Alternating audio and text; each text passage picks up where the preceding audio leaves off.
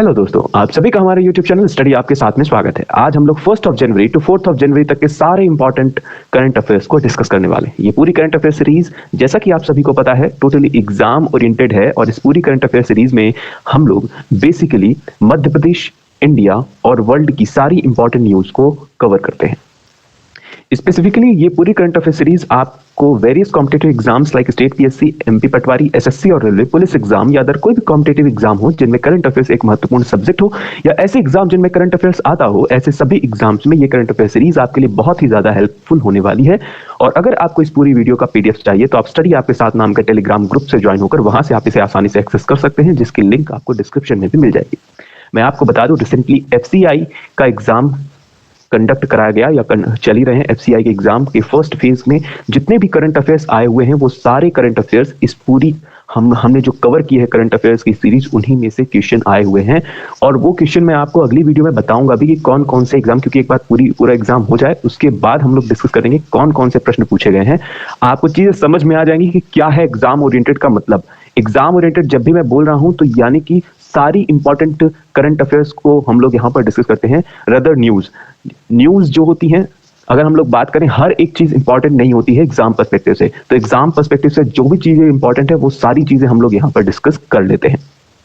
ठीक है, चलिए बात करते हैं हम लोग क्विक रिवीजन की। आप सभी को पता होगा कि ऐसे सभी स्टूडेंट जिनको नहीं पता है तो उनको मैं बता दूं कि अभी हम लोग जो डिस्कस करने वाले हैं वो क्विक रिवीजन यानी प्रीवियस लेक्चर का क्विक एनालिसिस हम लोग करने वाले हैं। इसके अलावा हमने एक कैंपेन भी चलाया है जिसकी मदद से हम लोग मध्य प्रदेश के सारे स्टैटिक पोर्शन को कवर कर रहे हैं। आप अगर लास्ट तक इस पूरी वीडियो को देखेंगे तो आपको सारी चीजें A to Z समझ में आ जाएंगी। मध्य प्रदेश स्टैटिक कैंपेन ये आपकी ही मदद से चलाया जा रहा कैंपेन है, जिसमें आप ही लोग पार्टिसिपेट करते हैं और उसके बारे में हम लोग एक डिटेल डिस्कशन करते हैं। ठीक है, चलिए बात करते हैं क्विक रिवीजन की। जब भी क्विक रिवीजन की बात आएगी तो हमने फर्स्ट नंबर की न्यूज देखी थी गुड गवर्नेंस डे। एक बहुत ही इंपॉर्टेंट डे है good governance day. Good governance day कब सेलिब्रेट किया जाता है? तो मैंने आपको बताया था क्रिसमस डे आपको याद रखना है। 25 दिसंबर को ये मनाया जाता है गुड गवर्नेंस डे या राष्ट्रीय सुशासन दिवस। ठीक है, इसके अलावा गुड गवर्नेंस राष्ट्रीय मैंने बोल दिया, सॉरी, सुशासन दिवस ऐसे बोला जाता है। ठीक है, इसके अलावा ये 25 दिसंबर किसकी याद में, किस लीडर की याद में ये गुड गवर्नेंस डे मनाया जाता है? तो हमारे प्रधानमंत्री भारत रत्न अटल बिहारी वाजपेयी जी की बर्थ एनिवर्सरी को सेलिब्रेट करने के लिए ये गुड गवर्नेंस डे बनाया जाता है। इसके अलावा मैंने आपको बताया था कि अटल बिहारी वाजपेयी जी का जन्म कब हुआ? तो अटल बिहारी वाजपेयी जी का जन्म 25 दिसंबर को हुआ। 25 दिसंबर को हुआ। कब हुआ? तो 1924 को। इसके अलावा इनका जन्म मध्य प्रदेश से रिलेटेड कैसे इंपॉर्टेंट है? क्योंकि इनका जन्म ग्वालियर जिले में हुआ है। ठीक है, इस वजह से ये अपने आप में एक इंपॉर्टेंट फैक्ट है। चलिए बात करते हैं सेकंड न्यूज की। हमारी सेकंड नंबर की न्यूज क्या थी? तो हमने सेकंड नंबर की न्यूज में डिस्कस किया था कि इंग्लैंड के एक प्लेयर हैं जिनका नाम क्या है? Sam Curran. और ये सैम करन अभी तक आईपीएल के जितने ऑक्शन हुए हैं, जितने भी आईपीएल के, उनमें से सबसे ज्यादा महंगे खिलाड़ी के रूप में बिके हैं। तो इनकी प्राइज मनी क्या थी? तो 18.50 करोड़ में इन्हें पंजाब की टीम ने खरीदा है। किंग्स 11 पंजाब की टीम ने खरीदा है, जो कि एक इंग्लैंड के प्लेयर है सैम करन। तो सबसे ज्यादा महंगे खिलाड़ी है ना, मोस्ट एक्सपेंसिव प्लेयर कौन रहे हैं? सैम करन, आईपीएल 2023 के। ठीक है, ये वाली बात आपको ध्यान रखनी है। इसके अलावा थर्ड नंबर की न्यूज हमने अपॉइंटमेंट से रिलेटेड देखी थी, और अपने आप में ये मैं बता दूं तो बहुत ही इंपॉर्टेंट न्यूज है या फैक्ट है। तो अपॉइंटमेंट से रिलेटेड ये न्यूज क्या थी? तो फर्स्ट नंबर में हमने देखा था कि NHAI यानी national highway authority of India के करंट चेयरमैन कौन बन गए हैं? तो संतोष कुमार यादव आपको याद रखना है। संतोष कुमार यादव करंट चेयरमैन बन चुके हैं NHAI के। इसके अलावा अनिल कुमार लाहौती रेलवे बोर्ड के चेयरमैन कौन बन गए हैं? रेलवे बोर्ड के नए चेयरमैन बन गए हैं अनिल कुमार लाहौती। ठीक है, तो ये वाली चीजें आपको ध्यान रखनी है। ठीक ठीक है, चलिए बात करते हैं। इसके अलावा मैंने आपको बताया था कि रेलवे के हेडक्वार्टर्स कहां पर मौजूद हैं, तो हेडक्वार्टर्स अगर आपको जानना है तो वो आप प्रीवियस वीडियो को ध्यान से पूरा देखेंगे तो आपको समझ में आ जाएगा। जो इंपॉर्टेंट हेडक्वार्टर्स हैं वो सारे हमने वहां पर डिस्कस कर लिए हैं। चलिए बात करते हैं अपनी फोर्थ न्यूज की। फोर्थ न्यूज में हमने देखा था कि रिसेंटली मध्य प्रदेश के भोपाल शहर में भोपाल शहर में नेशनल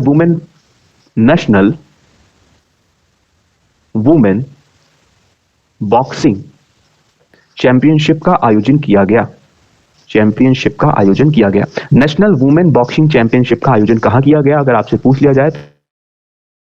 भोपाल। ठीक है, किस स्टेडियम में किया गया? तो भोपाल के तात्या टोपे स्टेडियम में किया गया। अगर आपसे एक और प्रश्न इससे बन सकता है, तात्या टोपे स्टेडियम मध्य प्रदेश के किस शहर में स्थित है? तो आपको बताना है भोपाल में यह स्थित है। इसके अलावा मैंने आपको बताया था कि यहां नेशनल बॉक्सिंग चैंपियनशिप में निखत जरीन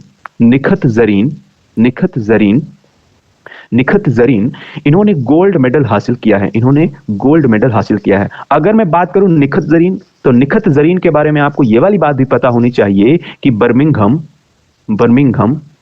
में जो रिसेंटली कॉमनवेल्थ गेम्स हुए 2022 के बर्मिंघम कॉमनवेल्थ गेम्स कहां हुए? या आपसे पूछ लिया जाए कि कॉमनवेल्थ गेम्स 2022 का वेन्यू कहां था, तो वेन्यू कहां है? बर्मिंघम में। तो बर्मिंघम में जो कॉमनवेल्थ गेम्स हुआ उसमें बॉक्सिंग में 50 केजी कैटेगरी में, ऑलरेडी हमने ये कवर किया है अगस्त के करंट अफेयर्स में, तो 50 केजी कैटेगरी में इन्हें गोल्ड मेडल बिल्कुल गोल्ड मेडल हासिल किया था। बिल्कुल, तो Nikhat Zareen Birmingham Commonwealth games 2022 में 50 केजी कैटेगरी में गोल्ड मेडल वहां पर भी इन्हें मिला। इस वजह से ये कई वजह से न्यूज में ऑलरेडी रही हैं, इसलिए इनका नाम आपको ध्यान रखना है, निखत जरीन। ये कहां की प्लेयर है ये भी पूछा जा सकता है, तो ये तेलंगाना की प्लेयर है। कहां की प्लेयर है? तेलंगाना की प्लेयर है। तो ये वाली बातें आपको ध्यान रखनी है निखत जरीन से रिलेटेड। इसके अलावा बाकी सारी इंफॉर्मेशन आप प्रीवियस वीडियो में जाकर देखिए, आपको सारी चीजें ऑलरेडी समझ में आ जाएंगी। चलिए बात करते हैं अगली नेक्स्ट न्यूज की। तो 5th नंबर की न्यूज हमने देखा था कि एक नए एक्टिंग सेंट्रल विजिलेंस कमिश्नर बने हैं। कौन है वो? तो उनका नाम है प्रवीण कुमार श्रीवास्तव। प्रवीण कुमार श्रीवास्तव क्या बन गए हैं? सेंट्रल विजिलेंस कमिश्नर बन गए हैं। एक्टिंग सेंट्रल विजिलेंस कमिश्नर बन गए हैं।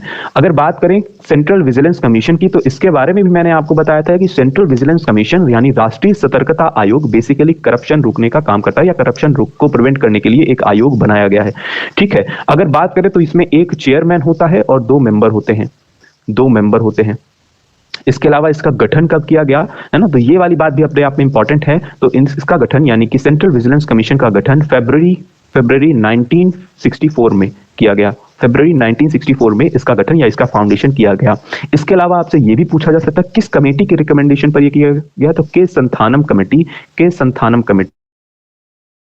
है, तो ये सेंट्रल विजिलेंस कमीशन से रिलेटेड है। ठीक है, तो ये वाली बातें आपको ध्यान रखना है। ठीक है, चलिए बात करते हैं 6 नंबर की न्यूज। अगली न्यूज हमने देखी थी कि new prime minister of Israel के नए प्राइम मिनिस्टर अपॉइंट हुए हैं, और वो कौन है? वो है बेंजामिन नेतन्याहू।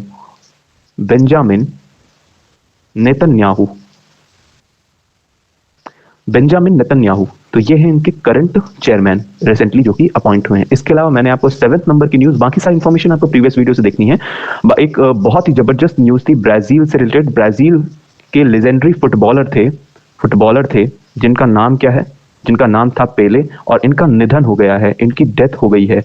ठीक है, तो ये वाली बात आपको ध्यान रखना है। और पेले से रिलेटेड मैंने आपको और भी इंपॉर्टेंट चीजें बताई थी कि ये लगातार 3 बार विश्व कप जीतने वाले एकमात्र खिलाड़ी थे। लगातार 3 बार विश्व कप इन्होंने जीता था। तो पेले एक फुटबॉलर है जो कि कहां के प्लेयर हैं? ब्राजील की टीम के साथ खेलते थे। इनका रिसेंटली निधन हुआ, और 3 बार विश्व कप जिताने का रिकॉर्ड किसके पास है? पेले के पास है। ठीक है, तो ये वाली बात आपको ध्यान रखनी है। इसके अलावा बात करते हैं मध्य प्रदेश से रिलेटेड कुछ इंपॉर्टेंट फैक्ट हमने देखा था। तो 8th नंबर में हमने बताया था कि डोबी माइक्रो इरिगेशन प्रोजेक्ट ये कहां पर लॉन्च किया गया? ये सीहोर में लॉन्च किया गया। और मैंने आपसे पूछा था कि सीहोर से रिलेटेड आपको कुछ इंपॉर्टेंट फैक्ट बताने हैं। 9th नंबर की न्यूज हमने देखी थी कि भोपाल में एग्री एंड हॉर्टी फेयर का आयोजन किया गया, यानी मेले का आयोजन किया गया, एग्रीकल्चर और हॉर्टिकल्चर से रिलेटेड फेयर का यानी मेले का आयोजन किया गया, कहाँ? भोपाल में आयोजन किया गया। ठीक है, तो ये वाली बातें आपको ध्यान रखनी है। और मैंने आपसे पूछा था कि भोपाल और सीहोर से रिलेटेड कुछ आपको स्टैटिक फैक्ट्स बताने हैं, जिसका जवाब किसने दिया है? तो जिसका जवाब दिया है अमीषा तिवारी जी ने। अमीषा तिवारी जी ने सीहोर और भोपाल दोनों को कवर किया है, और इसी तरह से आपको भी बताना है, यानी कि जो नए स्टूडेंट देख रहे हैं, नए लोग देख रहे हैं, आपको भी यही बताना है इसी तरह से चीजें। तो हम लोग बाकी इंफॉर्मेशन भी यहीं से कवर करने वाले हैं। चलिए बात करते हैं सबसे पहले सीहोर जिले की। सीहोर जो जिला है आपका, ये भोपाल डिवीजन के अंतर्गत आता है। सीहोर जो जिला है ये भोपाल डिवीजन के अंतर्गत आता है। भोपाल एक संभाग है, उस संभाग के अंतर्गत कई जिले आते हैं, उनमें से एक जिला है आपका सीहोर। और सीहोर में ही सारो मारो की गुफाएं भी मौजूद हैं, या सारो मारो केव्स भी मौजूद है। कई बार ये एग्जाम में अपने आप में क्वेश्चन पूछा जा चुका है कि सारो मारो केव्स कहां पर लोकेट करती हैं, तो ये सीहोर में लोकेट करती हैं। जैसे ही एस सारो मारो आए तो एस से एस रिलेट करना है आपको, सारो सीहोर। ठीक है, इसके अलावा कुंवर चैन सिंह की समाधि यहां पर स्थित है। अपने आप में ये बहुत इंपॉर्टेंट फैक्ट है, मैं आपको बताऊं तो कुंवर चैन सिंह की समाधि, ध्यान रखना है। जो कुंवर चैन सिंह है, अब क्योंकि इनका नाम आया है तो हम लोग इनके बारे में कुछ चीजें डिस्कस कर लेते हैं। कुंवर चैन सिंह, हैंडराइटिंग पर नहीं जाना है। तो अगर बात करें ये कहां के राजकुमार थे, तो ये नरसिंहगढ़ के राजकुमार थे। नरसिंहगढ़ के ये राजकुमार थे, नरसिंहगढ़ के राजकुमार। और कुंवर चैन सिंह से रिलेटेड एक और इंपॉर्टेंट फैक्ट है कि इन्हें मध्य प्रदेश का प्रथम शहीद कहलाने का गौरव प्राप्त है। तो मध्य प्रदेश का प्रथम शहीद आपसे पूछ लिया जाए कौन है, तो मध्य प्रदेश का प्रथम शहीद है कुंवर चैन सिंह। और इनकी मृत्यु हुई सीहोर के दशहरा बाग मैदान में। तो सीहोर के दशहरा बाग मैदान में इनकी मृत्यु हुई, और वहीं इनकी समाधि भी स्थित है। तो इसलिए आपको ये वाली बात याद रखनी है कि सीहोर में कुंवर चैन सिंह की क्या है? समाधि स्थित है। इनकी मृत्यु कब हुई? तो ये जून 1824 में इनकी मृत्यु होती है। कहां मृत्यु हुई? तो सीहोर के दशहरा बाग मैदान में इनकी मृत्यु हुई। ठीक है, तो ये वाली बातें आपको ध्यान रखनी है। अपने आप में ये बहुत इंपॉर्टेंट फैक्ट है, कई बार ये पूछा जा चुका है। मध्य प्रदेश का प्रथम शहीद कौन है? कुंवर चैन सिंह। कहां के राजकुमार थे? नरसिंहगढ़ के राजकुमार थे। ठीक है, तो ये वाली बातें आपको ध्यान रखनी है। तो बहुत इंपॉर्टेंट फैक्ट्स बताए हैं अमीषा तिवारी जी ने, उसमें से कुछ चीजें मैंने भी ऐड कर दी, इससे आपको भी फायदा होगा। इसके अलावा बात करें चिंतामन गणेश टेम्पल, ये भी लोकेट करता है अपने आप में सीहोर जो जिला है, वहां पर बहुत ही एक फेमस टेम्पल है गणेश जी का, चिंतामन गणेश टेम्पल। इसके अलावा ये एक चिंतामन के नाम से एक उज्जैन में भी टेम्पल है, इस वजह से ये इतना इंपॉर्टेंट फैक्ट नहीं बनता है, लेकिन फिर भी हम लोग इस फैक्ट को ध्यान में रखते हैं कि चिंतामन गणेश टेम्पल सीहोर में भी है और उज्जैन में भी है, ऐसा हम देखते हैं। चलिए बात करते हैं अगले जिले की। अगला जिला है भोपाल, और भोपाल जो कि कैपिटल भी है, तो मध्य प्रदेश की कैपिटल भी है भोपाल। तो बहुत इंपॉर्टेंट फैक्ट्स आपको वैसे भी मिलेंगे। हालांकि यहाँ पर कुछ 4 फैक्ट है, और मैं आपको अगर बताने लगूंगा तो फैक्ट्स आज पूरी क्लास 1 घंटे की सिर्फ भोपाल जिले में हो सकती है, या 2 घंटे 3 घंटे भी लग सकते हैं सिर्फ भोपाल के स्टैटिक फैक्ट कवर करने में। इसलिए हम लोग सारी इंफॉर्मेशन को कवर नहीं करेंगे, जितनी चीजें याद आती जाएंगी बस उन्हीं को हम लोग यहाँ पर डिस्कस कर लेंगे। तो भोपाल में सबसे इंपॉर्टेंट जो चीज है वो आपको ये है कि एक तो बड़ा लेक या अपर लेक आप जिसे बोलते हो, भोजताल के नाम से प्रसिद्ध है, जो कि अपने आप में बहुत इंपॉर्टेंट है, सभी लोग जानते होंगे मध्य प्रदेश में रहने वाले।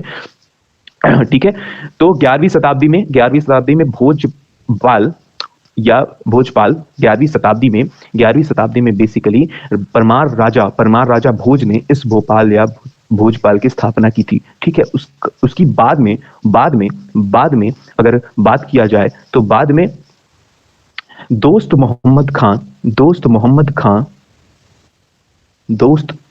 खान ने 1720 में इसकी स्थापना की। यानी वर्तमान भोपाल की स्थापना अगर आपसे पूछ लिया जाए तो क्या बताओगे? इसकी स्थापना है दोस्त मोहम्मद खान ने 1720 में की। तो अपने आप में ये क्वेश्चन पूछा जा चुका है, कहां? एमपीपीएससी में। ठीक है, तो ये वाली बात आपको ध्यान रखनी है।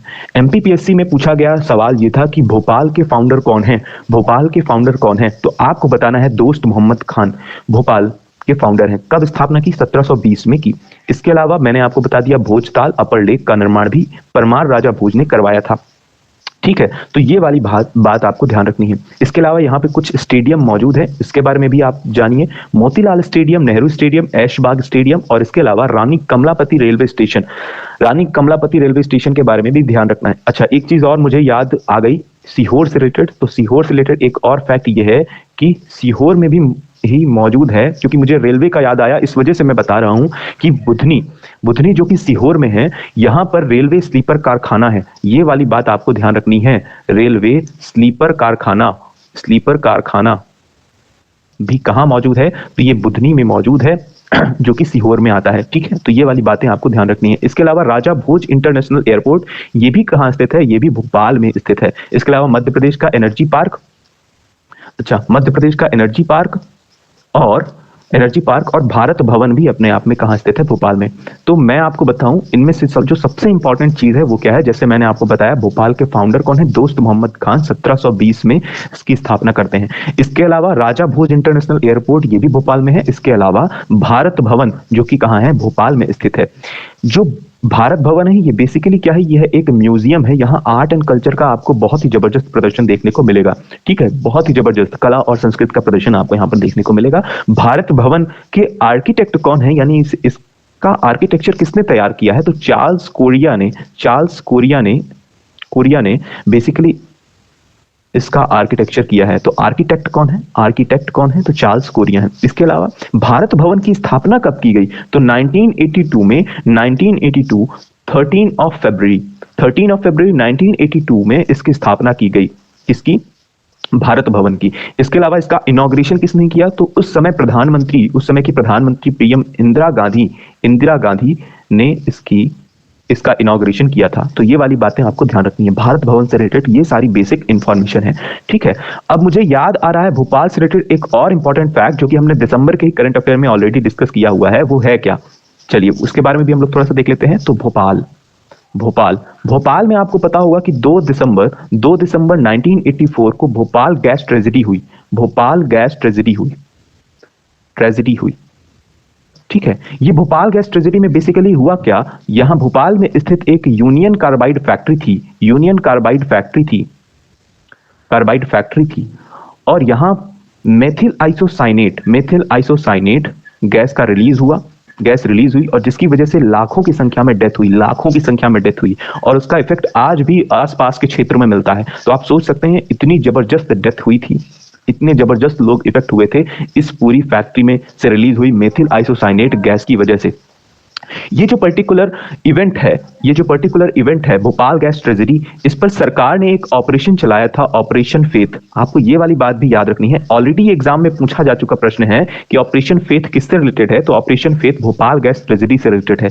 इसके अलावा एक और इंपॉर्टेंट चीज मुझे याद आती है कि 2 दिसंबर 1984 को जब ये भोपाल गैस ट्रेजेडी हुई तो सरकार ने एक और स्टेप लिया और वो स्टेप क्या था? नेशनल पॉल्यूशन कंट्रोल डे भी इसी दिन मनाया जाने लगा।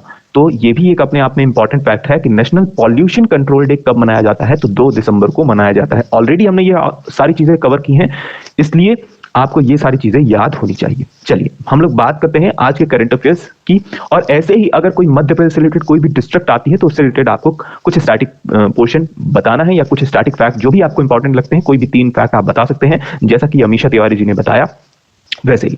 बिल्कुल, चलिए बात करते हैं आज के करंट अफेयर्स की। आज के करंट अफेयर्स में फर्स्ट न्यूज क्या है? तो फर्स्ट न्यूज है आपकी, G Kamalavardhan Rao appointed the chief executive officer of FSSAI। FSSAI का फुल फॉर्म भी अपने आप में इंपॉर्टेंट है, food safety and standard authority of India. और इसके मुख्य कार्यकारी अधिकारी किन्हें नियुक्त किया गया है? तो जी कमलावर्धन राव को नियुक्त किया गया है। तो ये आपका ये पूरा फुल फॉर्म हो गया, food safety and standard authority of India. अब इसके बारे में कुछ चीजें हम लोग जान लेते हैं। इसका जो गठन किया गया या इसका फॉर्मेशन किया गया, इसे food safety and standard act 2006 के अंतर्गत बेसिकली इसका फॉर्मेशन किया गया। इसके अलावा इसे सेटअप कब किया गया? तो ये एक्ट है और इसका सेटअप हुआ बेसिकली 5 सितंबर 2008 को इसका फॉर्मेशन किया गया। इसके अलावा ये ministry of health and family welfare के अंतर्गत एक आता है। इसके अलावा इसका हेडक्वार्टर कहाँ है? न्यू दिल्ली में इसका हेडक्वार्टर है। तो FSSAI जो कि food safety and standard authority of India इसका फुल फॉर्म है। और इस ऑर्गेनाइजेशन का मेन काम क्या है? तो इसका मेन काम है कि जो भी फूड होते हैं, यानी जितने भी फूड है, मतलब जितने भी खाने पीने वाली चीजें हैं, उनकी सेफ्टी और स्टैंडर्ड को ऑथोराइज्ड करने का काम किसका है? इस पर्टिकुलर ऑर्गेनाइजेशन का है। इसका हेडक्वार्टर कहाँ है? तो नई दिल्ली में इसका हेडक्वार्टर है। इसे कब सेटअप किया गया? तो इसे सेटअप किया गया 5 सितंबर 2008। तो 2008 किस एक्ट के थ्रू? तो food safety and standard act 2006 act के थ्रू इसका फॉर्मेशन किया गया। ठीक है, इसके नए कार्यकारी अधिकारी कौन है? जी कमलावर्धन राव। चलिए बात करते हैं अगली न्यूज की। अगली न्यूज है हमारी, hockey Madhya Pradesh clinches Khelo India Youth Games 2022 men's under 18 title. यानी हॉकी मध्य प्रदेश ने Khelo India Youth Games 2022 men's under 18 का खिताब जीता है। अपने आप में ये मध्य प्रदेश से रिलेटेड बहुत ही इंपॉर्टेंट न्यूज हो गई या बहुत ही ज्यादा इंपॉर्टेंट फैक्ट हो गया। वो है क्या? वो ये है कि मध्य प्रदेश की जो हॉकी टीम है ना, इन्होंने खेलो इंडिया यूथ गेम्स 2022 में फर्स्ट रैंक या गोल्ड मेडल हासिल किया है। गोल्ड मेडल हासिल किया है मेंस की टीम। और मेंस में भी कौन सी कैटेगरी है? अंडर 18। अंडर 18 मतलब 18 उम्र से कम के खिलाड़ी जितने भी हैं वो सभी इसमें पार्टिसिपेट करते हैं। और हॉकी प्रतिस्पर्धा जो हुई उसमें इन्होंने गोल्ड मेडल हासिल किया है। तो ये वाली बातें आपको ध्यान रखनी है। इसके अलावा बात करते हैं अगली न्यूज जो कि इंपॉर्टेंट है। ये सारी चीजें इतनी इंपॉर्टेंट नहीं है, बिल्कुल ठीक है। तो ये सारी चीजें वैसे इतनी इंपॉर्टेंट नहीं है जो कि आपको दिख रही हैं। इसमें आपको बेसिकली याद क्या रखना है? इसमें आपको ये ध्यान रखना है कि मध्य प्रदेश ने भुवनेश्वर में आयोजित जो खेलो इंडिया यूथ गेम्स 2022 है उसमें अंडर 18 में ओडिशा को हराकर गोल्ड मेडल हासिल किया है। तो बेसिकली आपको ध्यान क्या रखना है? खेलो इंडिया यूथ गेम्स 2022 हॉकी में मध्य प्रदेश की टीम ने गोल्ड मेडल हासिल किया है अंडर 18। ध्यान ये रखना है, ठीक है। क्योंकि कहां आयोजित किया गया? भुवनेश्वर में आयोजित किया गया। अगर बात करें यही सेम चीज यही क्राइटेरिया में अगर बात करें वीमेंस अंडर 18, मैं आपको बहुत सारी चीजें नहीं, क्योंकि इसमें बहुत इंपॉर्टेंट जो फैक्ट दिए हैं इतने इंपॉर्टेंट नहीं है वुमेन्स अंडर 18, क्योंकि याद आप सब नहीं रख सकते। इस वजह से अवार्ड जैसे मैं लिस्ट तो आपको बता दूंगा, जिनको याद करना हो वो याद भी कर सकते हैं, ऐसा कुछ नहीं है। इसलिए ये पूरी लिस्ट आपको यहाँ पर दिखेंगी। लेकिन मैं आपको जो मेन फैक्ट्स हैं मैं उनसे रूबरू कराना चाहता हूँ, या मेन न्यूज जो आपको याद रखती है वो आप बेसिकली जाने, सिर्फ इतना पर्याप्त है आपके लिए, ठीक है। तो खेलो इंडिया यूथ गेम्स में ही वुमेन्स की टीम की भी बात हम लोग कर लेते हैं। तो वुमेन्स अंडर 18 की जो हॉकी टीम है इन्होंने सिल्वर मेडल हासिल किया है। कौन सा मेडल हासिल किया है? सिल्वर मेडल हासिल किया है।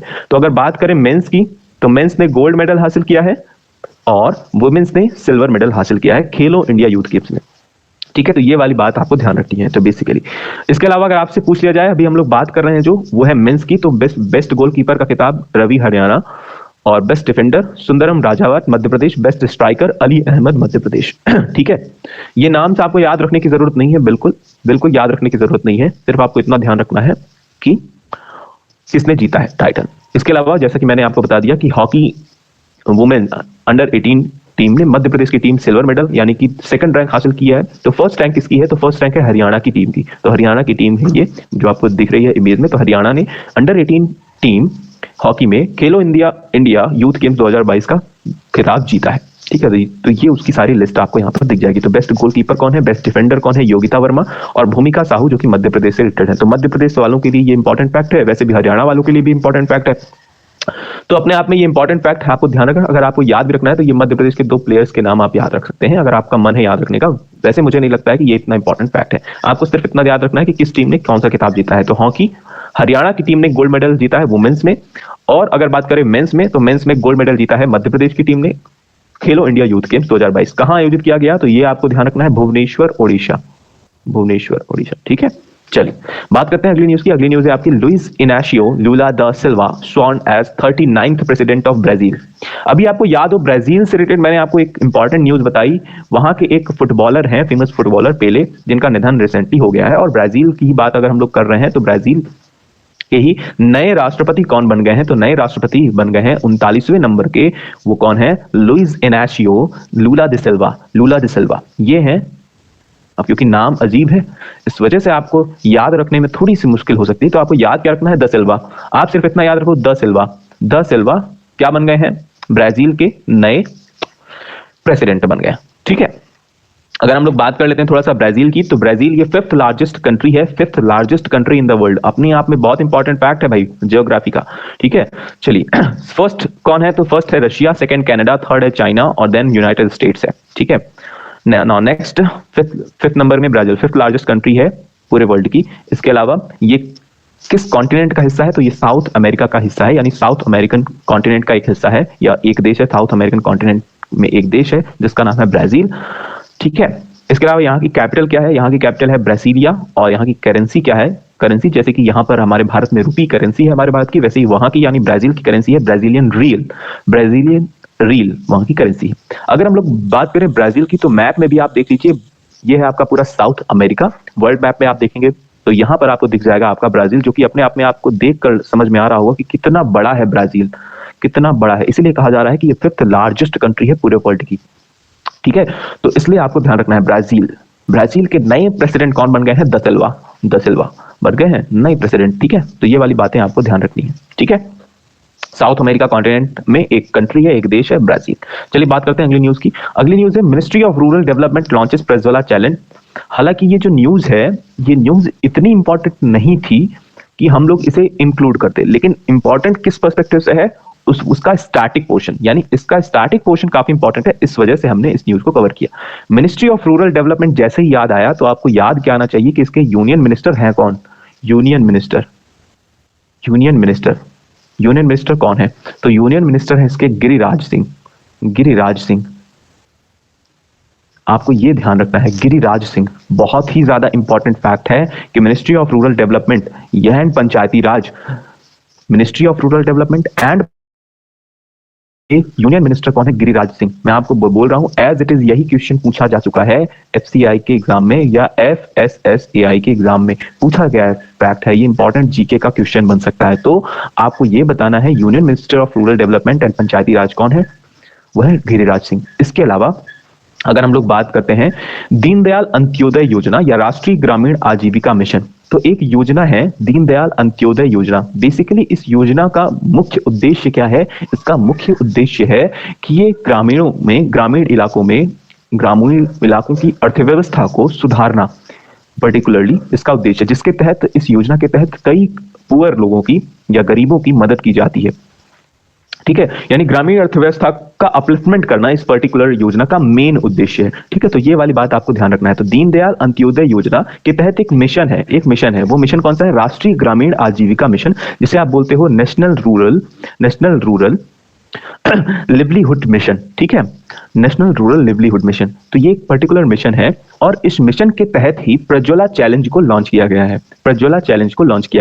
अगर आपसे पूछा जाए कि दीनदयाल अंत्योदय योजना कब आई है, तो ये जून 2011 में इस मिशन को लॉन्च किया गया। तो इसमें सबसे इंपॉर्टेंट फैक्ट क्या हुआ? तो इस पूरी स्लाइड में आपको सिर्फ इतना याद रखना है कि ministry of rural development and panchayati raj के यूनियन मिनिस्टर कौन है? तो डॉक्टर गिरिराज सिंह। आपको यह ध्यान रखना है, गिरिराज सिंह। इसके अलावा दीनदयाल अंत्योदय योजना के अंतर्गत एक मिशन है राष्ट्रीय ग्रामीण आजीविका मिशन, उसने प्रज्वला चैलेंज लॉन्च किया। ठीक है, ये वाली बात है। और अगर आपसे पूछा जाए दीनदयाल अंत्योदय योजना कब लॉन्च की गई, तो जून 2011 में ये योजना लॉन्च की गई। तो योजना से रिलेटेड वैसे भी इंपॉर्टेंट क्वेश्चन बनते हैं, इस वजह से आपको ध्यान क्या रखना है कि दीनदयाल अंत्योदय योजना कब की है? जून 2011 की है। मुख्य उद्देश्य क्या है? मुख्य उद्देश्य इसका ग्रामीण अर्थव्यवस्था का अपलिफ्टमेंट करना है ना, अपलिफ्टमेंट करना या ग्रामीण अर्थव्यवस्था को बदलना या वहां के विचारों और समाधान कार्यों को आमंत्रित करना। बिल्कुल सिंपल सा इसका उद्देश्य है। ठीक है, यही सारी चीजें आपको इंग्लिश में भी मिल जाएगी। चलिए बात करते हैं अगली न्यूज की। अगली न्यूज है आपकी Kaustav Chatterjee becomes 78th grand master of India. 78th grand master of India. ठीक है, अपने आप में ये बहुत ही इंपॉर्टेंट फैक्ट है। कौस्तव चटर्जी, आपको नाम याद रखना है। Kaustav Chatterjee 78th grand master of India है। ठीक है, अभी जो ग्रैंड मास्टर है ये पर्टिकुलरली कहां पर दिया जाता है? ये चेस खेल में दिया जाता है। चेस मतलब शतरंज। ठीक है, तो शतरंज में एक प्रतिस्पर्धा आयोजित की जाती है और उसमें जिसकी रैंक फर्स्ट होती है उसे मिलता है यह खिताब, यानी ग्रैंड मास्टर का खिताब मिलता है। बेसिकली सिंपल लैंग्वेज में मैंने आपको बताया। तो भारत के 78th ग्रैंड मास्टर कौन थे? कौस्तव चटर्जी। तो आपसे पूछ लिया जाए फर्स्ट कौन थे, तो फर्स्ट का नाम तो आप सभी को पता होगा, विश्वनाथन आनंद। 1988 में ये इंडिया के फर्स्ट चेस ग्रैंड मास्टर थे। तो आपको ये वाली बात ध्यान रखनी है। तो विश्वनाथन आनंद का नाम आपको याद रखना है। फर्स्ट चेस मास्टर कौन है? वो है विश्वनाथन आनंद। और रिसेंटली 78th नंबर के कौन बने हैं? कौस्तव चटर्जी। अगर 77th और 76th नंबर के ग्रैंड मास्टर का नाम आपको याद रखना हो तो आपको 77th के हैं आदित्य मित्तल और 76th के हैं प्रणव आनंद। लेकिन आपको सिर्फ मैं आपको बता दूं, क्योंकि आप इतने फैक्ट नहीं याद कर पाओगे, मुझे पता है, आप सिर्फ इतना याद रखना कि 78 नंबर के ग्रैंड मास्टर कौन है, कौस्तव चटर्जी। फर्स्ट नंबर कौन है, विश्वनाथन आनंद। बस इतना याद रखिए। अगर आपको बहुत ही ज्यादा पढ़ने का मन है तो आदित्य मित्तल का नाम याद रख सकते हैं, आदित्य मित्तल, नहीं तो ये भी याद रखने की जरूरत नहीं है। अगर आपसे पूछ लिया जाए कि ये जो प्रतिस्पर्धा है या ये पर्टिकुलर चैंपियनशिप है कहां आयोजित की गई, तो ये नेशनल सीनियर चेस चैंपियनशिप आयोजित की गई थी नई दिल्ली में, और वहां पर ही कौस्तव चटर्जी, जो जिनकी उम्र क्या है, 19 साल है मात्र, और इन्हें 78th grand master of India का खिताब मिल गया है। ठीक है, चलिए बात करते हैं अगली न्यूज की। आपकी अगली न्यूज है, प्रधानमंत्री नरेंद्र मोदी ने लॉन्च किया है world longest river cruise from Varanasi to Assam. अब ये जो इंपॉर्टेंट न्यूज है ना, मैं 100% गारंटी के साथ कह सकता हूं किसी ना किसी एग्जाम में, ये आने वाले जितने भी एग्जाम है उनमें पूछी जा सकने वाली न्यूज है। जैसा कि मैंने आपसे पूछा था, जैसा कि मैंने आपको एक गारंटी और दी थी, वो क्या है, शरत कमल अचंता।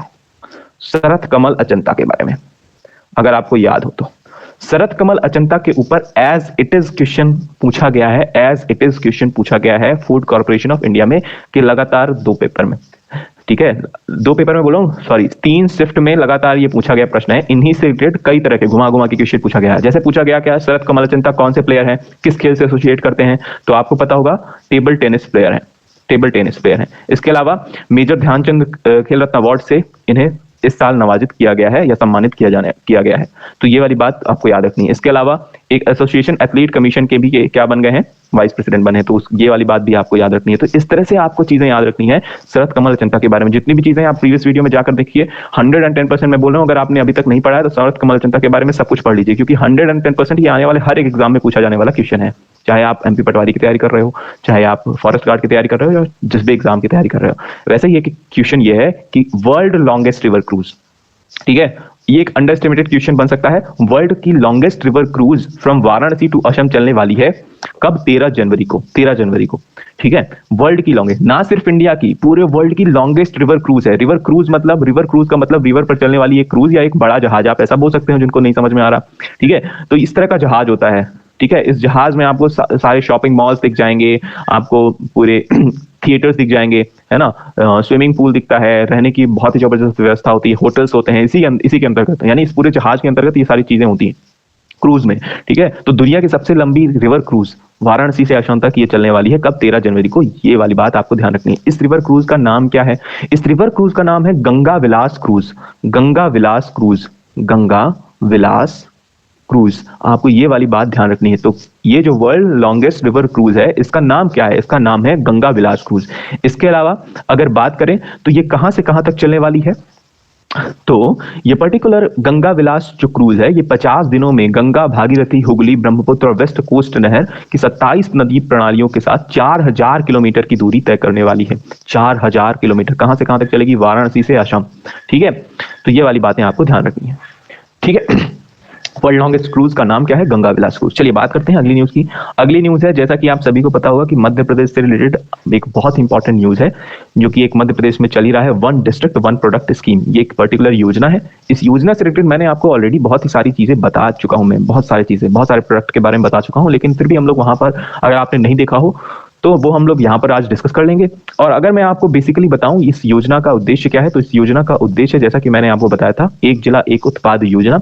इस योजना के तहत किसी पर्टिकुलर डिस्ट्रिक्ट यानी पर्टिकुलर जिले का को अगर कोई प्रोडक्ट बहुत ही फेमस है या बहुत ही जाना माना है, तो वो उस जिले की पहचान बन जाता है, यानी बन जाएगा। ये इस योजना का उद्देश्य है, ठीक है। तो ये पूरी आपकी योजना का मेन उद्देश्य आपको यहाँ पर दिख रहा है, to select brand and promote one product from each district of Madhya Pradesh. अगर आपसे ये प्रश्न पूछा जाए, ये जो पर्टिकुलर स्कीम है, यानी 1 डिस्ट्रिक्ट 1 प्रोडक्ट स्कीम जो है, ये मध्य प्रदेश के कितने जिलों में चलाई जा रही है, तो ये मध्य प्रदेश के सभी जिलों में चलाई जा रही है, यानी 52 डिस्ट्रिक्ट्स में चलाई जा रही है, ठीक है। तो ये वाली बात भी अपने आप में याद रखने लायक है। इसके अलावा इसके तहत किसी एक प्रोडक्ट की ब्रांडिंग की जाएगी और वो प्रोडक्ट फिर उस जिले के नाम से जाना जाएगा, ठीक है, या फिर वो जिला उस प्रोडक्ट के नाम से जाना जाएगा, आप ऐसा कह सकते हैं, पर्टिकुलर जिला उस प्रोडक्ट के नाम से जाना जाएगा। तो इसी तरह एक प्रोडक्ट है, वो है शुगर केन, ठीक है, शुगर केन। अब बात करते हैं, ये सारी चीजें आप पढ़ लेना, कुछ बहुत ही इंपॉर्टेंट चीजें हैं। ये पर्टिकुलर चीज आपको गवर्नमेंट साइट से भी ही उठाई गई है, तो इसलिए आप इसको सिर्फ रीड कर सकते हैं, आपको परेशान होने की जरूरत नहीं है। इसमें मैंने बता दिया, इसके तहत पर्टिकुलर प्रोडक्ट की ब्रांडिंग की जाएगी और उस प्रोडक्ट के नाम से ही उस जिले की पहचान होगी, ठीक है। चलिए बात करते हैं शुगर केन। तो शुगर केन जो है जिसका नाम क्या है गन्ना, गन्ने को किस जिले के लिए एक जिला एक उत्पाद योजना में शामिल किया गया है? तो गन्ना जो है नरसिंहपुर का फेमस हो गया है ना। अब आपको ध्यान रखना, नरसिंहपुर गन्ना, नरसिंहपुर कहाँ पे? जबलपुर के पास आपको दिख जाएगा नरसिंहपुर, और वहां का गन्ना, वहां का जो गन्ना है उसे one district one product scheme के अंतर्गत लॉन्च किया जाएगा या उसकी ब्रांडिंग की जाएगी। ठीक है, अब जो नरसिंहपुर है वो गन्ना उत्पादन के लिए जाना जाएगा, बेसिकली आप ऐसा समझ सकते हैं। ठीक है, तो नरसिंहपुर गन्ना। इसके अलावा मैंने आपको और चीजें, क्योंकि मैं आपको बता रहा हूं तो मैं और भी चीजें बता देता हूं कि कहां कहां के लिए अभी तक हम क्या क्या पढ़ चुके हैं। अगर हम लोग बात करें कटनी, तो कटनी में आप सभी को पता होगा, कटनी का जो प्रोडक्ट है, मेन प्रोडक्ट है, वो है क्या है? सैंडस्टोन। इसके अलावा सेकंड नंबर मैंने आपको बताया था सिवनी, सिवनी का क्या है? जंबो सीताफल, जंबो सीताफल। मैंने आपको इसकी इमेज भी दिखाई थी, ऑलरेडी हम लोग ये कवर कर चुके हैं। जंबो सीताफल बहुत ही बड़ा होता है सीताफल यहाँ का, सिवनी का। इसके अलावा छिंदवाड़ा, छिंदवाड़ा, छिंदवाड़ा, छिंदवाड़ा का क्या है? Satpura orange, Satpura orange. यहाँ का जो संतरा है उसे हम लोग किस नाम से जानते हैं? सतपुड़ा ऑरेंज के नाम से जानते हैं। इसके अलावा फोर्थ नंबर में हमने क्या देखा था? फोर्थ नंबर में हमने भिंड का देखा था, और भिंड का सरसों बहुत ही फेमस होने वाला है, यानी सरसों किस जिले का एक प्रोडक्ट बन गया है? भिंड का पर्टिकुलरली बन गया है। इसके अलावा फिफ्थ नंबर में हम लोग यहाँ पर देख लेते हैं, एक और जो जिला है वो है आपका बुरहानपुर, बुरहानपुर। और बुरहानपुर का क्या फेमस हो गया है? तो बुरहानपुर का आपका केला या बनाना फेमस हो चुका है। तो पर्टिकुलरली जो केला है ये बुरहानपुर का फेमस हो चुका है। इसी तरह से आपको ये सारे जो पर्टिकुलर मैंने आपको फैक्ट्स बताए हैं, ये फैक्ट्स अपने आप में बहुत इंपॉर्टेंट है। अगर आपने नहीं लिखे हो तो आप लिख लीजिए एक पेज पे कहीं पे। ठीक है, चलिए बात करते हैं अगले क्वेश्चन की। अगला क्वेश्चन है, e Vivechana app is related to which department launch in MP? Madhya Pradesh में लॉन्च किया गया एक ऐप है ई विवेचना ऐप। ये पर्टिकुलर जो पर्टिकुलर ऐप है, ये एप्लीकेशन है, ये किस डिपार्टमेंट से एसोसिएट करता है? तो इसका सही जवाब है मध्य प्रदेश पुलिस डिपार्टमेंट। मध्य प्रदेश के पुलिस डिपार्टमेंट ने ई विवेचना ऐप को लॉन्च किया है। इस ई विवेचना ऐप में पर्टिकुलरली क्या किया जाएगा? इस ई विवेचना ऐप की मदद से जो इन्वेस्टिगेशन है वो ट्रांसपेरेंट हो सकेगी या फास्ट भी हो सकेगी, यानी ट्रांसपेरेंट और फास्ट हो सकेगी। इसके अलावा इसमें बहुत सारे डॉक्यूमेंट्स को अपलोड किया जाएगा जिसकी मदद से किसी भी क्रिमिनल्स का एक पर्टिकुलर रिकॉर्ड रखा जाएगा, है ना। तो ये वाली बात है, आपको ध्यान रखनी है। तो ई विवेचना ऐप किससे एसोसिएटेड है, किस डिपार्टमेंट से एसोसिएटेड है? तो मध्य प्रदेश पुलिस डिपार्टमेंट। और मध्य प्रदेश में ही EFIR यानी EFIR ऐप को भी लॉन्च किया था मध्य प्रदेश में ही। तो मध्य प्रदेश में एक और ऐप लॉन्च हो गई है EFIR के बाद, ई विवेचना ऐप। EFIR की मदद से आप क्या कर सकते हो? FIR एप्लीकेशन अप्लाई कर सकते हो या FIR फॉर्म फिल कर सकते हो EFIR ऐप की मदद से। ठीक है, चलिए बात करते हैं अगली न्यूज की। अगली न्यूज मध्य प्रदेश रिलेटेड एक और इंपॉर्टेंट न्यूज है, बहुत इंपॉर्टेंट न्यूज है। Which district of Madhya Pradesh has been included in one district one product scheme for its tourism? तो टूरिज्म के लिए मध्य प्रदेश का कौन सा जिला फेमस होने वाला है या एक जिला एक उत्पाद योजना में शामिल किया गया है? तो टूरिज्म के लिए आपका कौन सा जिला है? वो जिला है नर्मदापुरम, नर्मदापुरम। अब नर्मदापुरम से रिलेटेड आपको इंपॉर्टेंट फैक्ट्स बताने हैं अगले वीडियो में, यानी मध्य प्रदेश स्टैटिक जो कैंपेन है, MP स्टैटिक कैंपेन है, उसमें उसके लिए मिल गया है वो जिला कौन सा है? नर्मदापुरम। ठीक है, तो इससे आप कुछ फैक्ट्स बता सकते हैं जिसके बारे में हम लोग अगले वीडियो में डिस्कस करेंगे। ठीक है, तो टूरिज्म के लिए फेमस कौन सा हो गया है? तो टूरिज्म आपको ध्यान रखना है नर्मदापुरम। टूरिज्म के लिए one district one product scheme के अंतर्गत इसे शामिल किया गया है। चलिए बात करते हैं अगली न्यूज की। अगली न्यूज है, Baiga tribe of which district of Madhya Pradesh has got community habitat right? यानी मध्य प्रदेश के किस जिले की बैगा जनजाति को, किस जिले की बैगा जनजाति, बहुत सारे जिलों में है मध्य प्रदेश के, लेकिन किस जिले की बैगा जनजाति को सामुदायिक आवास अधिकार प्राप्त है? सामुदायिक अधिकार आवास अधिकार मध्य प्रदेश के किस जिले की बैगा जनजाति को प्राप्त है? तो इसका सही जवाब है मंडला। मध्य प्रदेश के मंडला डिस्ट्रिक्ट में रहने वाली जो बैगा जनजाति है उसे कम्युनिटी हैबिटेट राइट भी प्राप्त हो गया है। ठीक है, या प्राप्त है। तो ये वाली बात आपको ध्यान रखना है। तो बैगा ट्राइब से रिलेटेड और भी इंपॉर्टेंट चीजें मैं आपको अगले वीडियो में बताऊंगा। बेसिकली आपको अभी याद क्या रखना है, आपको के लिए एक और जिला मिल गया है, वो है मंडला। तो मंडला से रिलेटेड आप कुछ इंपॉर्टेंट फैक्ट्स बता सकते हैं। जरूरी नहीं है कि आप नर्मदापुरम और मंडला दोनों से रिलेटेड फैक्ट बताएं, किसी एक डिस्ट्रिक्ट के भी 3 फैक्ट आप बता सकते हैं कमेंट सेक्शन में। ठीक है, तो मध्य प्रदेश स्टैटिक कैंपेन के लिए एक और डिस्ट्रिक्ट आपको मिल गई है, वो है आपकी मंडला डिस्ट्रिक्ट। ठीक है, तो मंडला डिस्ट्रिक्ट की जो बैगा ट्राइब है उसे कम्युनिटी हैबिटेट राइट प्राप्त है। ठीक है, इसके अलावा बात करें अगली न्यूज, तो एक और क्वेश्चन बहुत इंपॉर्टेंट था, वो है मध्य प्रदेश में फर्स्ट डेयरी टेक्नोलॉजी कॉलेज का एस्टैब्लिशमेंट किया जाने वाला है। First dairy technology college, dairy technology college कहां पे एस्टैब्लिश की जाएगी? बड़वानी में एस्टैब्लिश की जाएगी। तो बड़वानी में एस्टैब्लिश की जाने वाली एक कॉलेज है, वो कौन सी है? First dairy technology college Barwani. इसके अलावा अगर आपसे पूछ लिया जाए कि मध्य प्रदेश में first dairy science college, first dairy science college, science college कहां है? तो ये है आपकी जबलपुर में, ये है आपकी जबलपुर में। इसके अलावा फर्स्ट डेयरी टेक्नोलॉजी कॉलेज कहाँ पे है, तो वो है कहाँ खुलने वाली है, बड़वानी में ओपन होने वाली है। तो ये वाली बातें आपको ध्यान रखनी है, ठीक है।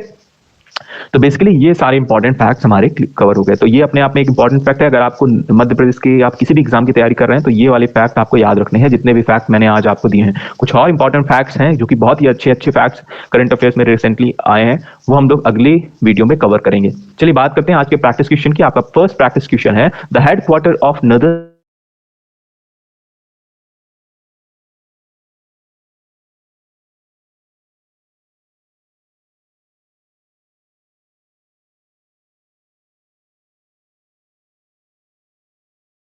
वुमेन्स बॉक्सिंग चैंपियनशिप कहां आयोजित की गई, यानी नेशनल वुमेन्स बॉक्सिंग चैंपियनशिप कहां आयोजित की गई, जिसमें निखत जरीन ने गोल्ड मेडल हासिल किया है। कहां आयोजित की गई है, तो आपके ऑप्शन है भोपाल, इंदौर, दिल्ली एंड अहमदाबाद। इसका जवाब भी आप मुझे कहां पर देंगे, कमेंट सेक्शन में देंगे, ठीक है। कमेंट सेक्शन में इसका जवाब आप मुझे दे सकते हैं। इसके अलावा अगर आपकी कोई भी किसी भी तरह का आपकी क्वेरी हो, किसी भी तरह का आपका सजेशन हो या फीडबैक हो, आप मुझे यूट्यूब कमेंट सेक्शन के माध्यम से या इन सोशल मीडिया हैंडल्स के माध्यम से आप मुझे अपने फीडबैक, अपने सुझाव, अपनी क्वेरी पूछ सकते हैं, दे सकते हैं। आपका एक अच्छा फीडबैक जो भी आप कमेंट सेक्शन में देते हैं वो हमें बहुत ही ज्यादा प्रेरित करता है और लगातार अच्छा करने की प्रेरणा देता है, इसलिए आप अपना फीडबैक जरूर दें। इसके अलावा हमारे अगर आपको इस पूरा सेशन, आपको ये पूरा लेक्चर पसंद आता है तो आप इस पूरी वीडियो को अपने दोस्तों में जरूर से जरूर शेयर कीजिए। हम लोग फिर से मिलेंगे अपने नेक्स्ट करंट अफेयर्स के साथ। तब तक के लिए आप सभी रिवाइज करते रहिए और पढ़ते रहिए लगातार। हम लोग फिर से मिलेंगे अपने नेक्स्ट लेक्चर में। तब तक के लिए thank you, tata, bye bye.